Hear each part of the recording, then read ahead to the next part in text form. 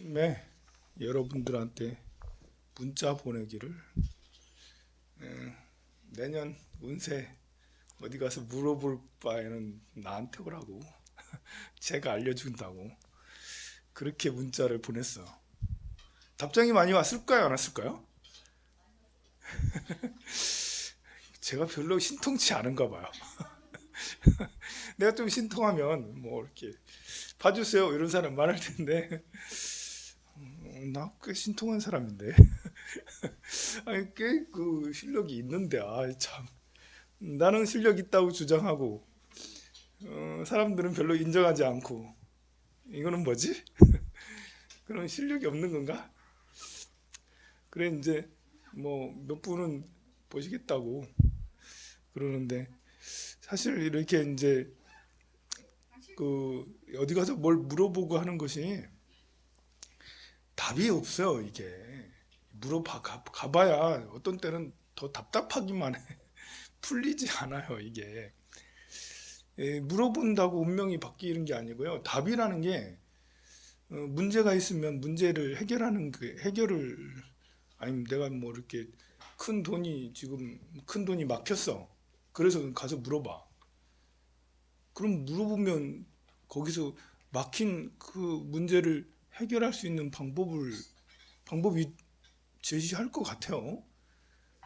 해봐야 이제 이렇게 재지내세요. 뭐 이거밖에 없다고요. 그게 효과가 없다라는 건 아니에요.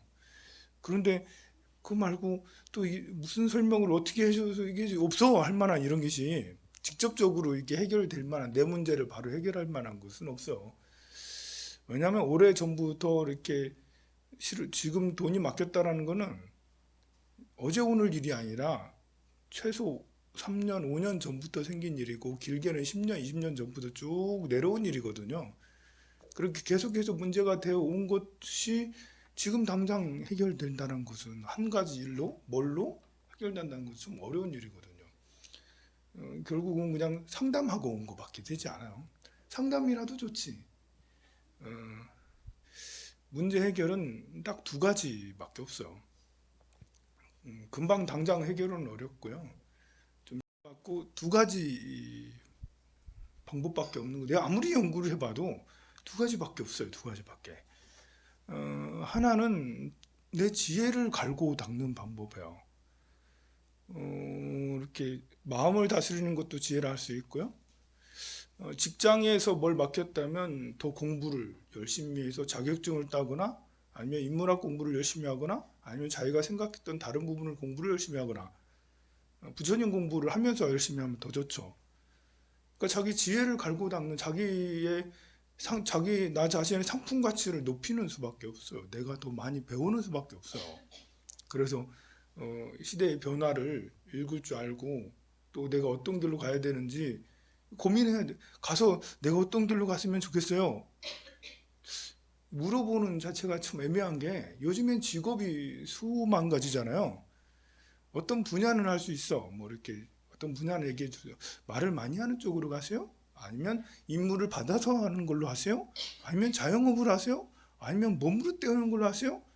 이런 정도는 해줄 수 있지만 그 세세하게 어떤 그 직업을 갖게 되는 이런 것들은 나오는 게 아니거든요. 그것은 내가 고민해야 될 문제죠. 내 직업을 내가 무슨 직업을 가져야 될까? 그래서 제일 좋은 거는 지혜를 갈고 닦는 거예요. 시간이 대신 걸리겠죠. 두 번째 방법은 공덕을 쌓는 거예요. 공덕을 많이 쌓아. 봉사를 많이 하고 좋은 일을 많이 해요. 좋은 일을 많이 할 때 이제 대체로 사람들과 이렇게 같이 함께 하는 곳에 가는 게 낫겠죠. 밤중에 혼자 이렇게 공공장소에 가가지고 밤중에 화장실 청소 혼자 다 해놓고 뭐 이렇게 태화강 혼자 청소 다 해놓고 이런 것들도 훌륭합니다만 좋습니다만 우리가 사람들이 있는 곳에 가서 봉사를 한다는 것은 자기 단련이기도 하거든요. 내가 좋은 일 하는 것도 하지만 그 사람들 많은 곳에서 봉사하다 보면 내가 사람들에게 상처를 주기도 하고요. 사람들에게 상처를 받기도 하고요. 또 그 봉사하는 사람과 봉사 받는 이런 사람들을 보면서 배우는 게 정말 많아요. 생각하는 게 정말 많죠. 그러니까 봉사는 공덕도 쌓지만 자기 단련, 자기 수련이기도 해서 봉사와 지혜를 닦는 거, 이 방법밖에 없는 것 같아. 가만 어떤 분은 너무 힘들다고 그러셔서 그래서 생년월일 내가 물어봤어요. 그때 임자생 임자월 기축일이더라고 보니까. 밑에가 이제 해자축으로 다 이루어져 있어요. 무슨 말이냐면 겨울에 태어났는데 이분은 이 기토니까 토일주거든요. 토국수 하니까 재가 너무 많은 거예요. 이분은 이제 재벌집에 태어났으면 제일 좋아. 돈에 깔려 죽는 사람이거든요. 돈에 깔려 죽는 사람이야, 사주가. 그럼 돈에 깔려 죽는 사람이 가난한 집에 태어나면 평생 일만 하고 돈도 안 되고 하는 거고요. 그게 늘 압박감이 생기잖아. 재물 이런 것 때문에. 그런데 재벌집에 태어나면 진짜 돈에 깔렸잖아. 뭐 돈을 아무리 써도 평생을 써도 그냥 뭐 괜찮아. 뭐 이제. 근데 이제 어떻게 열심히 살아오셨더라고요. 본래 재가 너무 많은 사람은 재물이라는 게 일을 해야지 돈을 버는 거잖아요. 그래 늘 일만 해. 자기 일만 하는 게 아니고요. 자기 시집일 다 하고요. 친정일 다 해. 아마 이분은 친정일, 시집일 그것도 자기 일도 힘들지만 친정일, 시집일 다 일이 막혀가지고 되게 힘들어 하실 거예요. 그런데 이분이 대운이 46살부터 정미대운, 병호대운, 을사대운 이렇게 가고 있어요. 화대운으로 가고 있는데요. 이 기토한테 화라는 것은 화생토래서 어머니이기도 하고 공부이기도 하고 수행이기도 하고 자기 고민이기도 하고 그래요. 만약에 공부를 안 하면 고민되는 일, 번뇌되는 일, 괴로운 일 계속 중첩으로 지금 생각이 굉장히 많아진 거예요. 이제 옛날보다. 옛날에는 일이 많았잖아. 일 많은 걸 아무 생각 없이 내가 해야 될 거라고 생각을 하고 해야 될 거라고 그냥 몸이 다 움직여. 지금은 46살 이후로는 어떻게 되냐면 몸은 움직이긴 움직이는데 머리가 돌아가기 시작하는 거예요. 이거 머리가 일하면서 머리가 돌아가면 참 골치 아픕니다. 이게 내가 이걸 해야 되나? 나한테 맨날 이런 일 왜 나한테만 이런 일 생기는 거지? 이런 이제 그런 이제 힘들어지는 거죠. 머리가 잘 돌아가면 그럴 때는 제일 좋은 게 기도하고 공부하고 수행하고 자격증 따고 뭐 이렇게 다시 대학에 들어가고 이런 게 하는 게 제일 좋죠. 왜냐하면 머리가 돌아가는 때니까 이거 머리 돌아가는 것을 잘 이용을 해야 될 거 아니에요. 그럼 마음 수행을 하면 지금까지는 일을 해도 억척스럽게 그냥 아침에 눈 떠서 자기 전까지 일을 했다면 이제는 머리가 돌아가는 때니까 공부를 해서 지혜를 갈고 닦아서 내가 해야 될 일, 안 해야 될 일 이런 것들도 스스로 정리를 하도록 하고 할 수가 있는 기회가 되기도 하거든요. 또 안 되면 공부를 해야 될 때는 또 장점이 있어요. 부처님한테 빌면 효과가 커. 이분이 30대 부처님한테 빌면 부처님 왜 이렇게 무심하실까? 눈물을 흘리면서 왜 나만 이래 이러면서 이제 그럴 수 있는데 지금부터는 기도를 하면 기도가 효과가 생겨. 기도하면 기도가 이루어져 신기하게. 이게 이제 그 기토한테는 토일간한테는 화의 기운이 바로 이제 이렇게 어머니의 기운이고 나를 도와주는 기운이고 하니까 도움을 청하면 도움이 오는 거예요. 근데 도움을 청하지 않고 가만히 고민만 하고 있으면 안 되는 거죠. 그래서 부처님한테 기도를 하고 이렇게 경전을 독송하고 절을 하고 그러면 그래서 제가 문자를 간단하게 보냈어요. 이제 매일 절에 출근하고 매일 기도를 하고 공부를 하시라고 지혜를 닦는 게 제일 낫다고.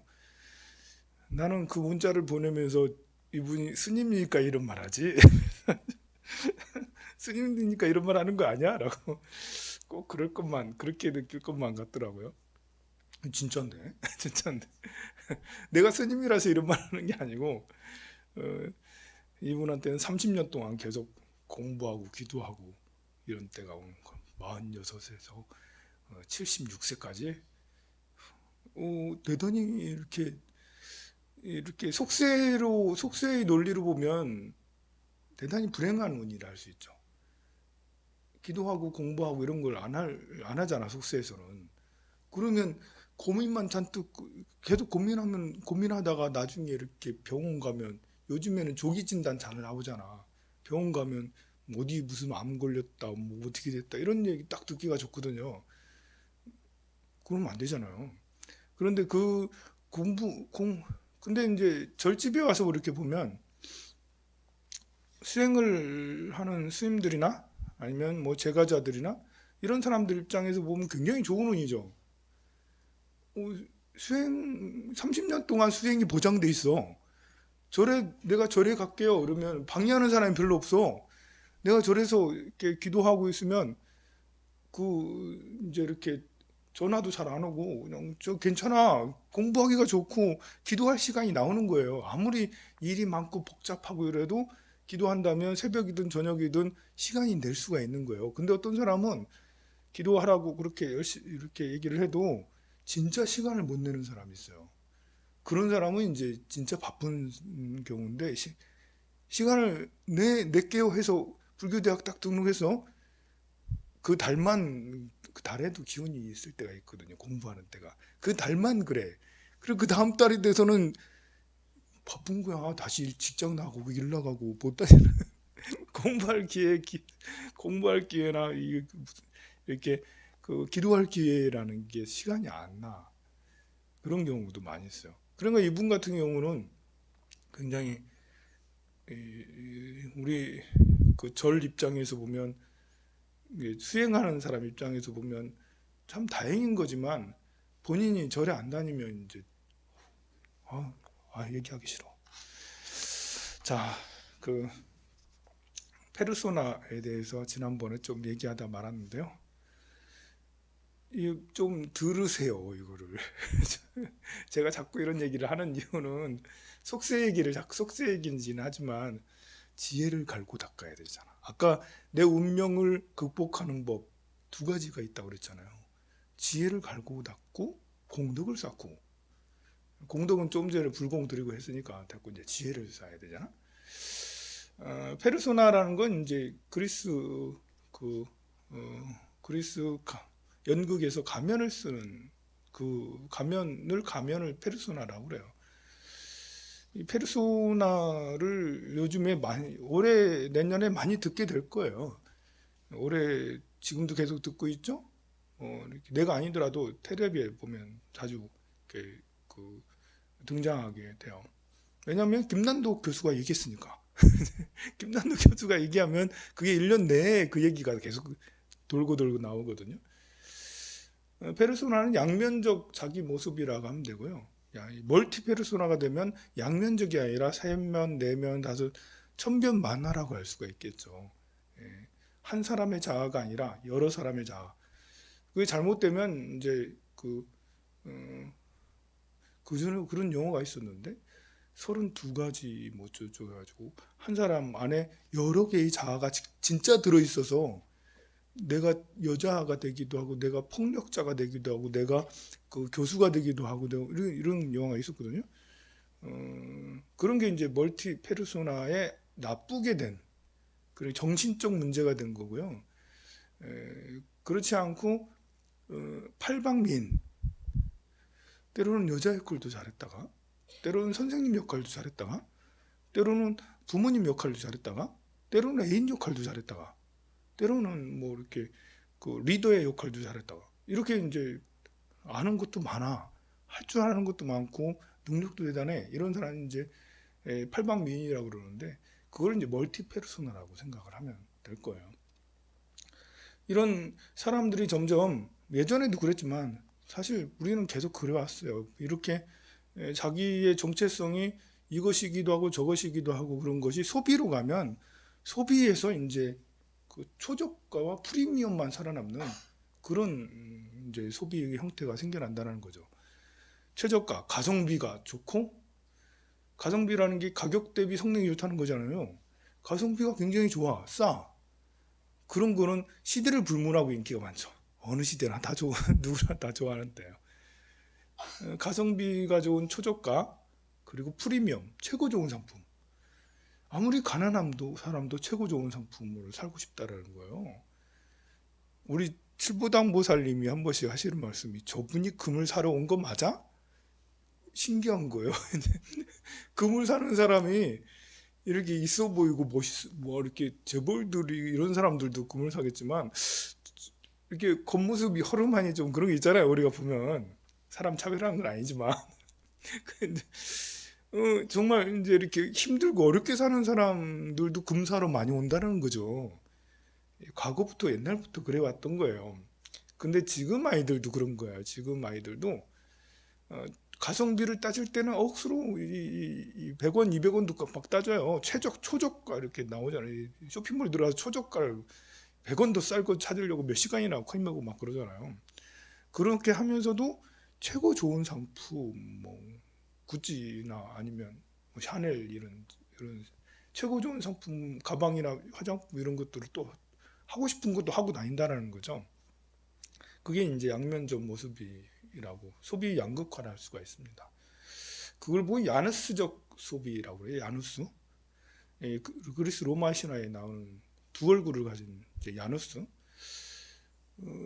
정말 허름하기도 하고 또 잘날 때는 굉장히 잘나고, 그렇게 하는 그 야누스적 소비를 한다는 거죠. 누구나 이제 많은 아이들이 자기가 좋아하는 데는 돈을 아끼지 않고 럭셔리하게 그렇게 하고 그래요. 취향이 이제 사람이 100명이면 지금은 이제 취향이 100개로 늘어나는 취향의 전성시대라고 할 수가 있겠죠. 자기 목소리를 내고 자기 것을 하려고 하고, 부모가 시키는 건 절대 안 하고 하려고 했다가도 부모가 시키면 안 해. 하려고 했다가 부모 시키면 안 하. 그래 참 어려운 거예요. 그렇죠? 여러분들은 부모님이 하라는 대로 시집도 갔고요, 하라는 대로 집도 샀고요, 하라는 대로 뭣도 했어요. 그런데 지금은 결혼해 하면 안 해요.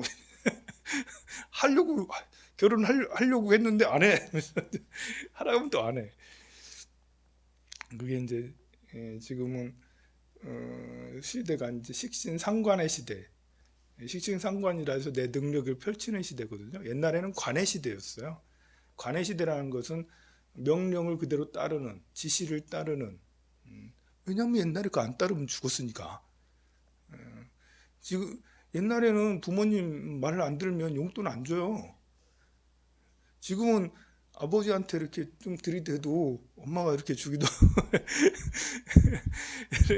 지금은 좀 이렇게 들이대도 이렇게 좀, 옛날에는 정말 싸가지 없는 놈 이래가지고 엄청 맞고 그러잖아요. 뭐 쫓아내기도 하고 그래. 지금 부모님들이 아이들이 약간 바람기가 있어도 다 해주고 그렇습니다. 그래서 지금은 식상의 시대, 관의 시대가 아니라 식상의 시대죠. 좀 이제 명리 용어라서 세상 사람은 잘 모르겠지만 우리한테 생각하기는 참 좋아요. 그 다음에 이제 워라벨 트렌드가 굉장히 많이 확산됐죠. 이제 워라벨이라면 원은 일이고, 이렇게 그 다음에 라는 이제 직업을 얘기하는 거예요. 일과 직장의 밸런스. 일하는 것과 일 직장이네. 라는 나예요, 나. 일하는 것과 나 자신의 생활의 밸런스가 맞는 것을 워라벨을 추구한다는 거예요. 그러니까 직장에 매몰되지 않고, 직장에 쫓겨가지 않고, 놀 땐 놀고 일할 땐 일하겠다라는 그런 정신이죠. 여러분들의 세대는 이제 노는 게 없고 그냥 일만 하던 세대지만, 지금은 나는 아버지처럼 살고 싶지 않다. 아버지가 부자라 해도 난 아버지처럼 살고 싶지 않다라는 이런 것이 확산되면서 이브닝 컨슈머들이 굉장히 많이 늘어났다라고 그래요. 그러니까 저녁에 소비하는 사람들. 예전에는 저녁이라는 게 없었죠.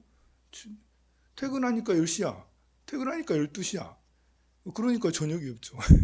지금은 52시간 이래가지고 6시, 5시 땡 하면 또 오고 그러니까 이브닝 컨슈머들이 굉장히 많이 늘어났다라고 그래요. 그러면서 이제 취향이 취미 차원이 아닌 거야.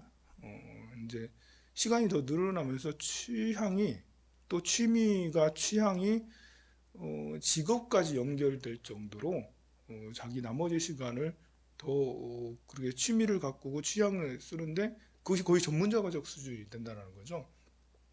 그래서 생겨난 말이 합의 풀어너라는 말이에요. 자기 취향을 직업으로 사업으로 발전시키는 창업을 하는 이것을 합의 풀어너라고 그래요. 어렵죠. 이제 그냥 듣고 잊어버려요.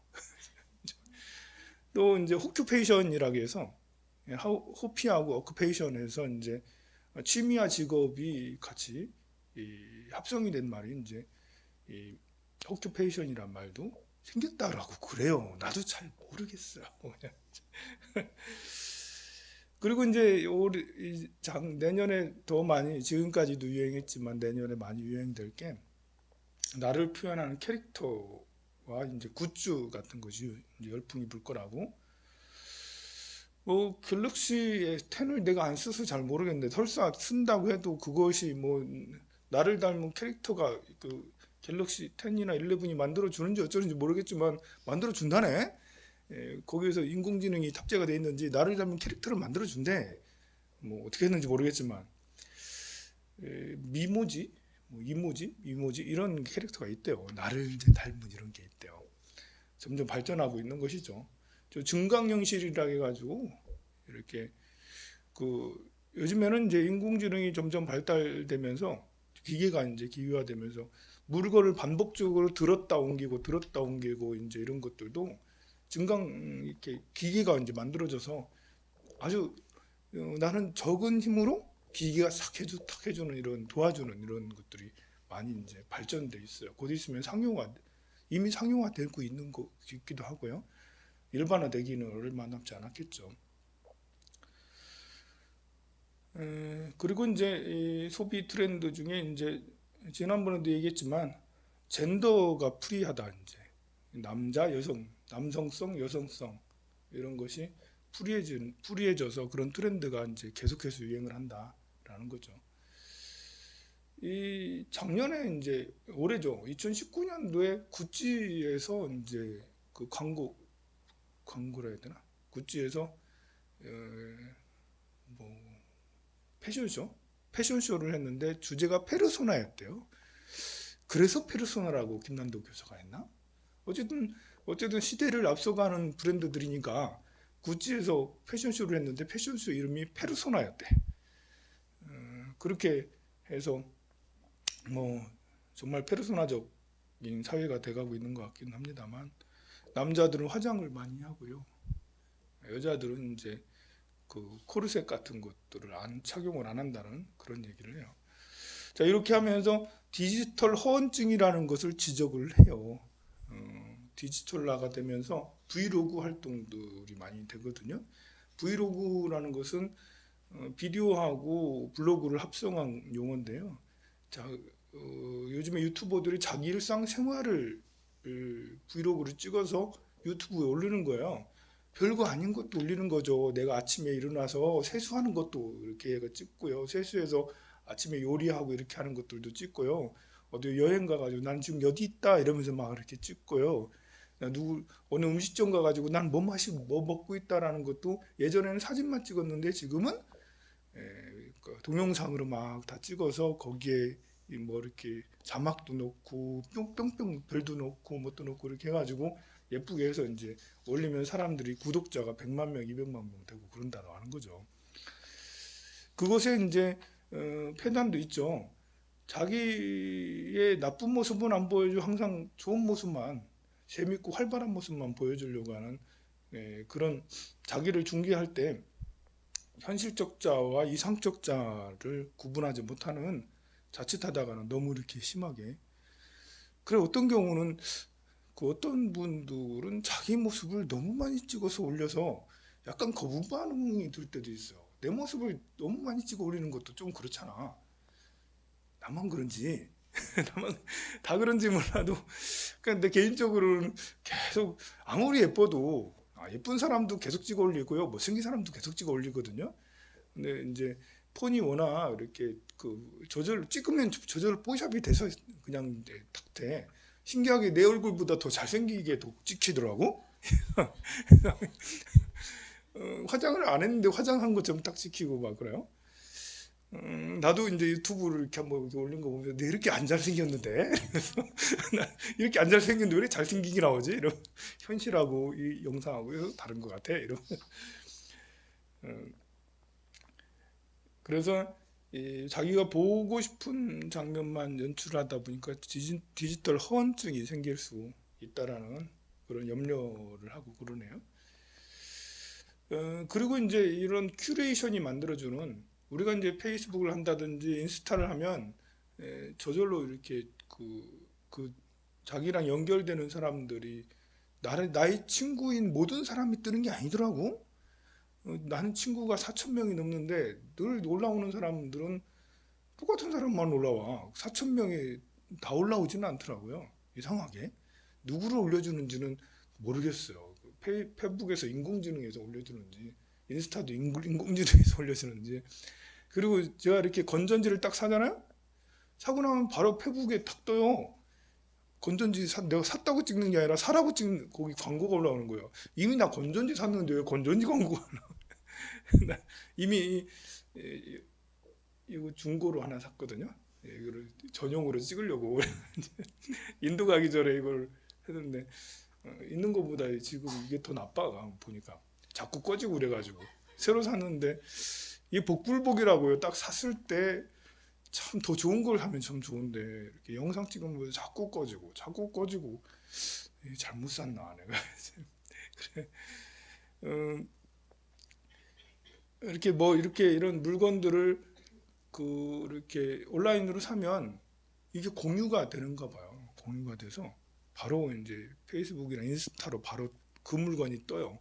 또 사라는 것인지 근데 가만 보면 나는 비슷한 것을 계속 사더라고.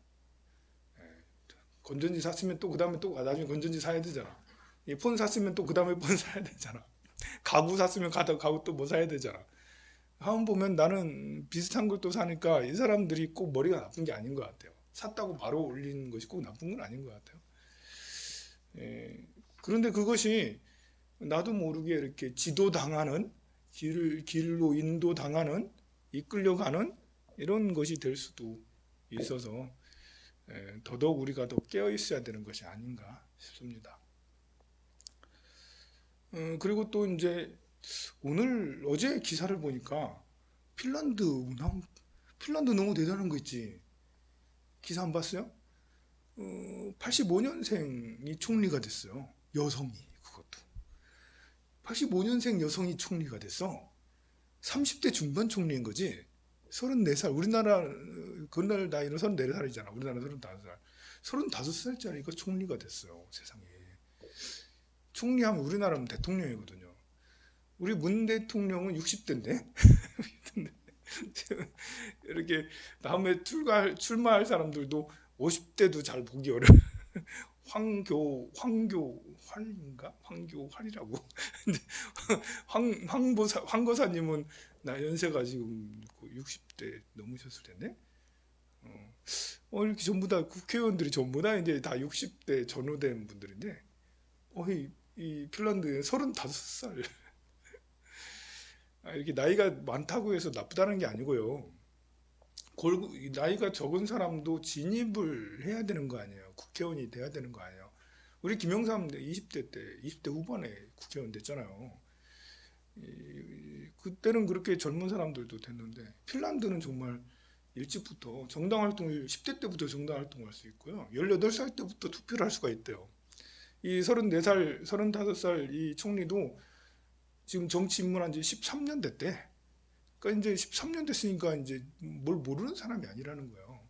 그리고 여기는 여성 의원의 비중이 거의 50% 가까이 46% 정도 여성 의원들이래요. 그리고 장관이 19명 중에 12명이 이번에 장관이에요. 여성 장관. 19명이 장관인데 12명이 여성 장관이에요. 지금만 그런 게 아니고 그 앞전에도 거의 10명 가까이 장관을 여성으로 했었대요. 지금은 12명이니까 여자들만 하는 나라인가? 근데 핀란드가 세계에서 가장 안전한 나라 1등이에요. 가장 안전한 나라. 여러 가지 조사를 해서 발표한 건데 우리나라는 20위고요. 일본 한 22위 정도 되고 아시아에서는 이제 싱가포르가 가장 높고 그 다음에 두 번째가 우리나라예요. 가장 안전한 나라 핀란드. 우리가 생각할 때는 여성, 젊은 어린애. 지금은 이제 우리나라에서 30대 중반이 어린애예요. 30대 중반 어린애죠, 그죠? 여러분들도 30대 중반이 어린애라고 생각하죠? 어린애가 어린아이, 여성이 정치를 한다? 이러면 그 나라 폭망할 거다라고 주장하는 게 보수적인 사람들의 얘기겠죠. 그런 나라는 폭망해. 근데 아니잖아. 그 나라가 가장 안전한 나라잖아, 세상에. 아이고. 요즘 사람들은 이제 이렇게 그 라스트 핏 이코노미에서 어떤 소비를 하면 가장 마지막 나한테 딱 오는 순간, 이게 왜 그런 나한테 딱 오는 순간이 굉장히 중요하다고. 그러니까 배송을 받으면 이렇게 받았을 때 그 느낌이 어떤 이런 것이 중요하게 생각을 해요. 그걸 뭐 라스트 핏이라고 이렇게 얘기를 했는데 이거 어디서 따온 거냐면 라스트 마일이라는 얘기에서 따온 거예요. 라스트 마일이 뭐냐면 사형수가 이제 자기 감방에서 거기까지 사형 당하는 곳까지 가는 거리를 라스트 마일이라 그랬대. 무섭지 않아요? 저기까지 걸어가면 이제 죽는 거야. 이제 안 걸어갈 거야. 가기 싫어. 이제 라스트 마일이라는 게 그런 의미가 있다는데요. 거기서 따와서 지금은 이제 라스트 마일이라는 게 바뀌어가지고요. 배송지까지의 거리, 또 그러니까 라스트 핏 하니까 배송 그 지점, 핏은 지점을 얘기하는 거니까 그 지점의 어떤 경제 이런 것들을 이제 중요하게 여기는. 예전에는 그냥 박스 아무거나 탁탁 오면 그냥 했는데 지금은 이제 언박싱하는, 박싱을 푸는 이런 것을 굉장히 중요하게 여겨요. 그래서 언박싱하는 것만 따로 유튜브에 이 사람들이 유튜브에 얼마나 미쳤는지 새 물건을 막 사요, 언박싱하기 위해서. 그래가지고 박싱 푸는 이런 것이 여기 재질이 전자제품, 이 폰을 샀으면 폰에 박스 이렇게 재질이 뭐고 여기에 메탈 재질인지 뭔지 이런 것까지 다 해가지고 다 올리거든요. 이거 보고 하울이라고 그래, 하울. 그것이 유행한다니까요. 그래서 이것도 사고 저것도 사고 저것도 사고 비용은 다 어디서 충당하는지, 유튜브를 하면 그렇게 돈이 많이 생기는 건지, 어쨌든 그게 인기가 많아요. 사실 저도 그런 걸 한번 봐요. 이렇게 이거 살 때도 이렇게 중고 살 때도 뭘 살까? 이거 검색하고 저거 검색하고 그냥 애들이 하는 거 보니까 볼만하거든요. 재미가 있잖아. 그랬습니다. 요즘에는 이제 배송이 새벽 배송 이런 것이 신선 배송이 많아지면서 마켓컬리 같은 데서 이제 새벽 배송을 시작을 해가지고 공격적으로 하고 있죠. 그걸 왜 그렇게 됐냐면 이 트럭 같은 경우가, 트럭이 물류가 이제 새벽하고 저녁에는 별로 없는 거예요. 낮에 많이 쓰고 트럭들이 새벽하고 저녁에는 없으니까 이 마켓컬리의 대표가 여성이던데, 여성이 요거를 착안을 해서 신선 배송해서 과일이나 채소 이런 것들을 새벽까지 배송하면 좋겠다라는 아이디어를 낸 거죠. 이게 중요한 거예요. 아이디어를, 이런 아이디어를 냈고 그걸 현실화 시킨다라는 게, 그것이 이제 능력이죠. 남이 시키는 것만 하던 것만 이렇게 해가지고는 미래에 답이 없어요. 계속 변화되는 시기잖아. 하루 이틀이 막 다르게 막 계속 변하고 있는데, 지금은 중요한 게 아이디어거든요. 어떤 생각을 가지고 있느냐, 어떤 것을 보고 그것을 상품화를 만들어내느냐가 중요한 건데, 마켓컬리 대표가 그걸 만들어낸 거죠. 그 유행했잖아. 전국에 유행하게 되고, 새벽 배송뿐만 아니라 다른 물류 회사들에서 저녁 때까지, 밤 12시까지, 오늘 5시, 6시에 딱 주문하니까 아니 8시에 와가지고 다 갖다 주네? 이런 이제 것까지 서로 앞다투고 만들어 내고 그러잖아요.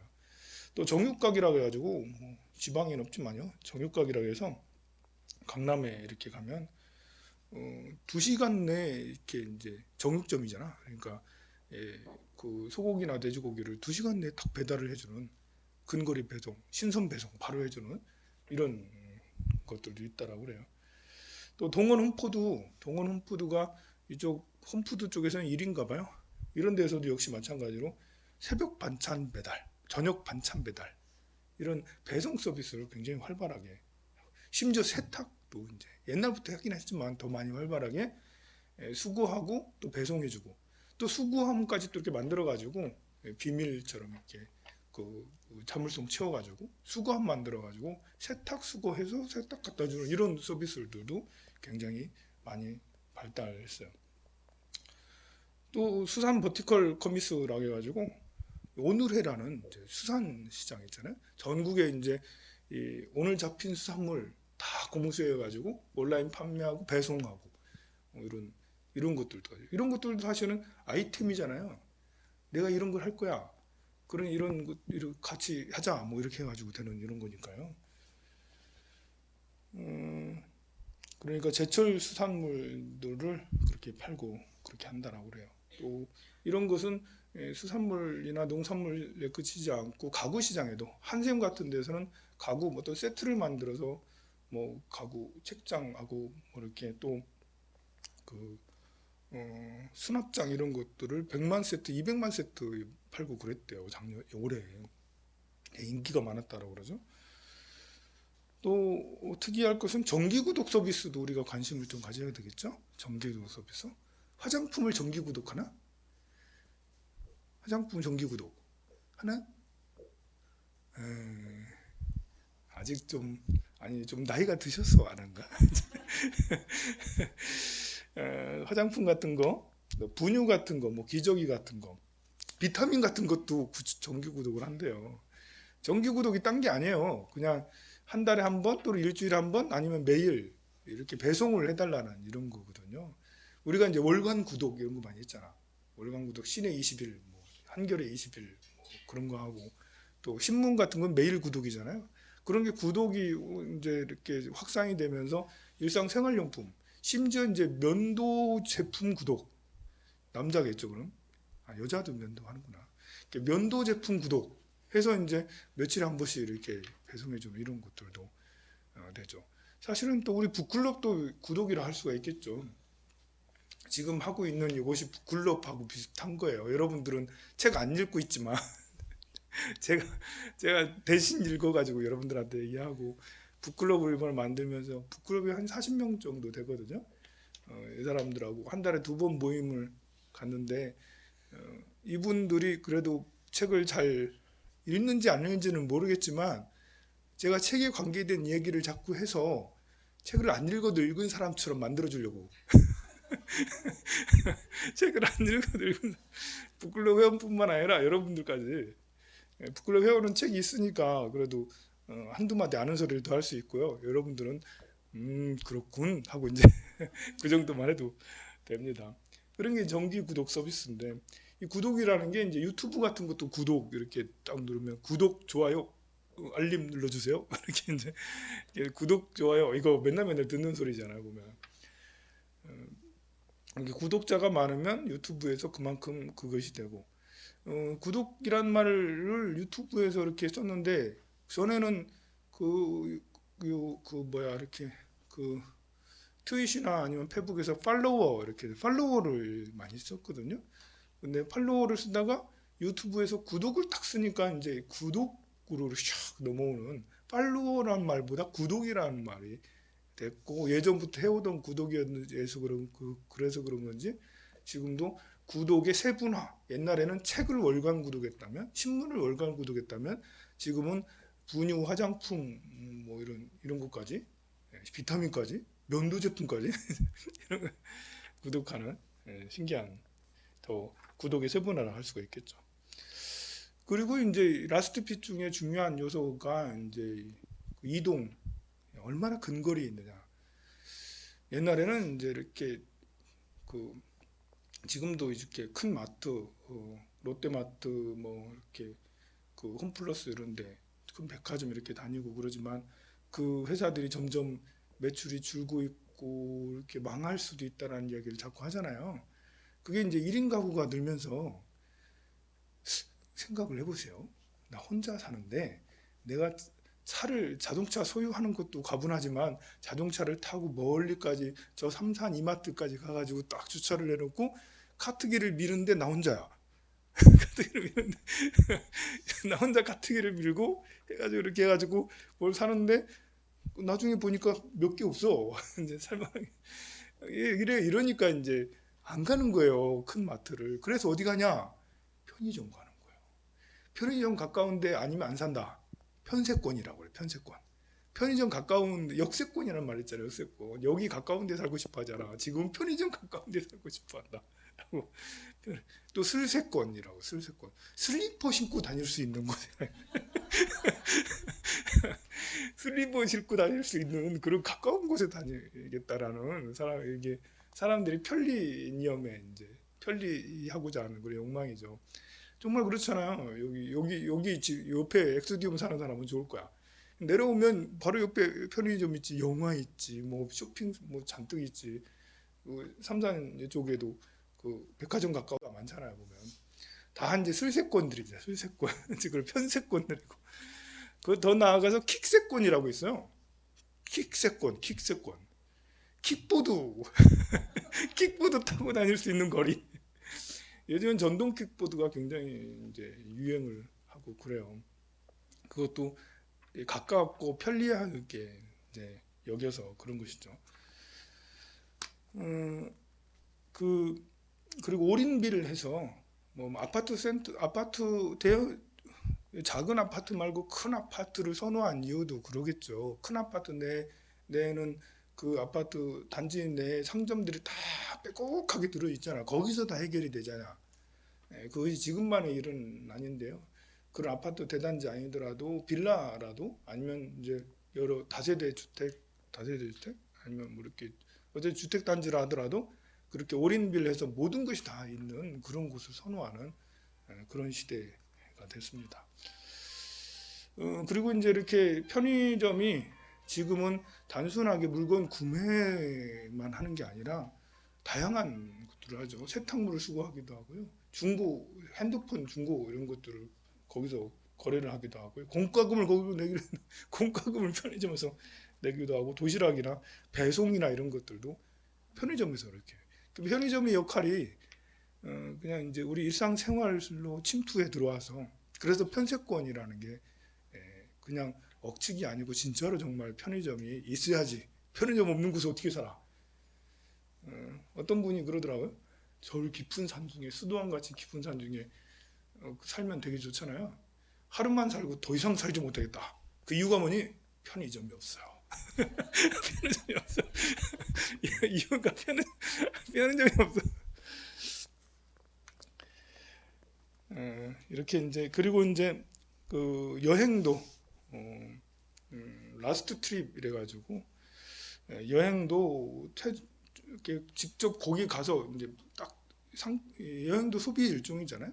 거기에 딱 마주치는 이런 소비가 예전에는 며칠 한 열흘 정도 가면 온갖 곳에 다니는 더 많이 얼마나 많은 곳을 봐서 얼마나 많이 인증샷을 찍냐 이것이 중요했다면 지금은 이제 거기에서 로마에 가서 쿠킹 아니면 이 낚시 뭐 이런 로마에 진짜 어떤 경험할 수 있는 영국에 가서 잉어 낚시를 하고 로마에 가서 무슨 쿠킹 클래스 같은 이런 것들에서 배우고 이태리 가가지고 정말 그 스파게티 만드는 이런 걸 같이 이렇게 하고 이런 이제 장기 여행을 하면서 거기 가서 직접적으로 뭔가 직접 액티비티에서 경험할 수 있고 자기가 느낄 수 있는 이런 여행 이제 라스트핏 인기가 점점 많아지고 있다라고 그래요. 1인 가구가 늘면서 포노 사이언스 쪽이 늘어난다고 했죠. 포노 사이언스 못 들어봤죠? 제가 신조어를 오늘 너무 많이 얘기하라고 했는데 스마트폰 없이 못 사는 종족. 스마트폰 없이 못 살아. 포노 사피엔스. 새로운 인종이죠. 정말 스마트 인종이라 할 수 있어요.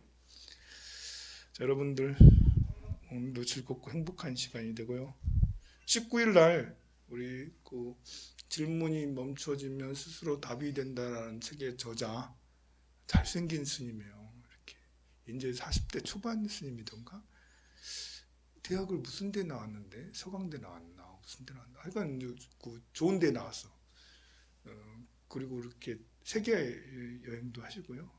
또 나름 그 이렇게 책을 잘 썼어요. 19일 날 오후 2시에 오시기로 하셨으니까요. 그때 꼭 북카페로 오시기 바랍니다. 승부하세요.